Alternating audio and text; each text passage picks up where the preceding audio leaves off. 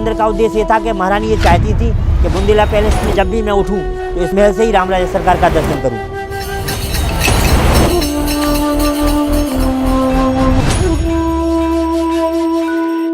राम से किसको लगाव नहीं है साहब, राम तो राम दरबार है। अयोध्या में राम और ओरछा में राजा राम। जय श्री राम।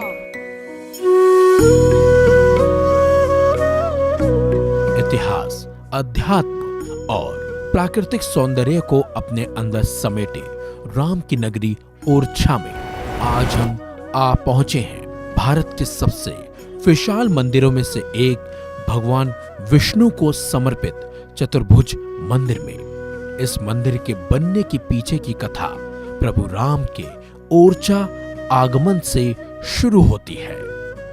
ये 16वीं शताब्दी की बात। रानी राम के भक्त थे, राजा कृष्ण के थे। राजा चाहते थे कि अपन एक प्राणी है, एक भक्ति करूं। रानी ने कहा मैं राम भक्त हूँ, राम भक्ति नहीं छोड़ पाएंगे। तब राजा ने गुस्से से कह दिया कि सच्चे राम के भक्त हो तो राम को अयोध्या से लेके आओ। तो रानी राजा के सामने एक प्रतिज्ञा करती हैं कि सच्चे राम के भक्त होंगे तो राम को अयोध्या से लेके आएंगे, न तो सरजू मैया में प्राण त्याग दूंगा, मैं आपके नगर में वापस नहीं आएंगे। जब रानी अयोध्या जी पहुंची, सरजू मैया किनारे तपस्या करने लगी। तपस्या करते करते कुछ समय बीत गया। जब भगवान नहीं मिले तो रानी सरजू मैया में प्राण त्यागने के लिए कूदी तो भगवान बाल रूप में उनकी गोद में आए। उनसे कहा रानी अपने प्राण क्यों त्यागती हैं, अपने घर वापस लौटो। उनने कि नहीं हम आपको लेके जाएंगे वरना वापस नहीं जाएंगे। तो भगवान ने कहा जैसी प्रतिज्ञा से आप आई उसी प्रतिज्ञा से मैं चलूंगा। महारानी गणेश कुंवरी की तपस्या से प्रसन्न होकर भगवान राम ओरछा आने के लिए तैयार तो हुए, लेकिन उन्होंने रानी के सामने 3 शर्तें रखी और यहाँ से शुरू हुआ भगवान राम के राजा राम बनने का सफर। उनने कहा पुष्य नक्षत्र में चलेंगे, जहाँ बैठ जाएंगे वहाँ से उठेंगे नहीं, जहाँ जाएंगे वहाँ राम राज्य रहेगा, आपके राजा का राज नहीं रहेगा। दिन में रहेंगे ओरछा, शयन करेंगे अयोध्या। ये सारी शर्तें मंजूर करके जब भगवान आने के लिए तैयार हुए तो रानी ने राजा को सूचना भेजी कि आप मंदिर बनवाएं, भगवान आने के लिए तैयार हैं। तब राजा को यह इंकार हो गया कि मैं ऐसा मंदिर बनवाएं कि भगवान के उठत बैठत दर्शन करेंगे। देखिए आप बुझरू का, लेकिन भगवान तो 3 लोक के अंतरामी। भगवान ने सोचा मैं अयोध्या से चल रहा हूँ और राजा अपने महल से देखेंगे। भगवान ने ऐसा चलना शुरू किया कि ये मंदिर पूरा कंप्लीट नहीं हो पाया तो रानी ने कुछ समय के लिए रसोई में विराजमान कर दिया। जहाँ राम जी बैठे हुए हैं वो राजा की रसोई है। कुछ समय बाद ये मंदिर पूरा हुआ, रानी ने उठाने का प्रयास किया तो भगवान ने कहा रानी उस प्रतिज्ञा को भूल गई जो सरजू मैया में की थी कि जहाँ बैठ जाएंगे तो हम उठेंगे नहीं। उनने कहा ये तो थी।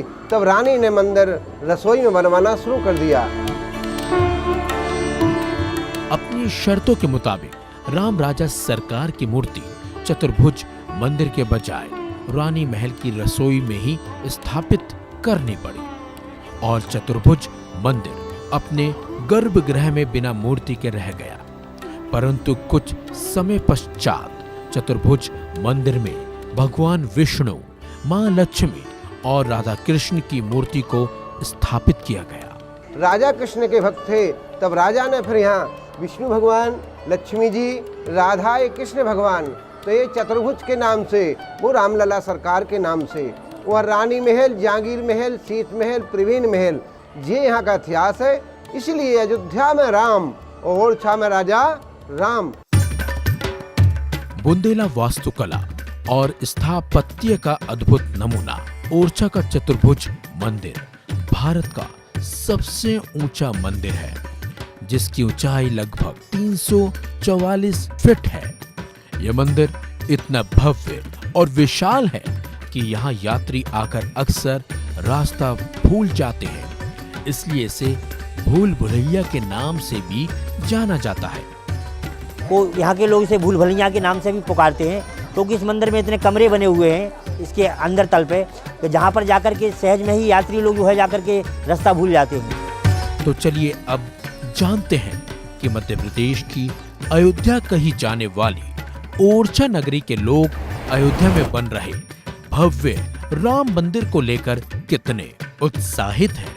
मोदी जी ने मंदिर बनवाया भैया। मोदी जी ना होते तो शायद राम मंदिर नहीं बनता अभी भी।